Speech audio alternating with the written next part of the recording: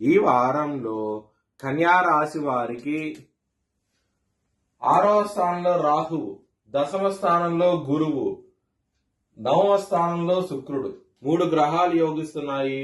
మీరు కనుక ఆదివారం రోజున ముఖ్యమైన పనులు స్టార్ట్ చేసిన ఖచ్చితంగా విజయం సాధిస్తారు. బుధవారము, గురువారము, శుక్రవారం రోజుల్లో మాత్రం ముఖ్యమైన పనులు స్టార్ట్ చేసిన వ్యతిరేకత ఫలితాలు, ధన నష్టం వచ్చే అవకాశం ఉంటది.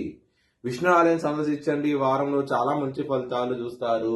పెసలు దానం చేయండి. బ్రాహ్మణుడికి అష్టమ బుధుడు నడుస్తుంది కాబట్టి పెసలు దానం చేయండి. మంచి ఫలితాలు ఉంటాయి ఈ వారంలో. కన్యా రాశి వారికి కుటుంబ పరంగా చాలా బాగుంటది. 2వ స్థానం శుక్రుడు 9వ స్థానంలో చాలా బలంగా ఉన్నారు. గురు దృష్టి కూడా కుటుంబ స్థానం మీద ఉన్నది కాబట్టి చాలా మంచి ఫలితాలు ఉంటాయి ఈ వారంలో అవుతాయి కనుక.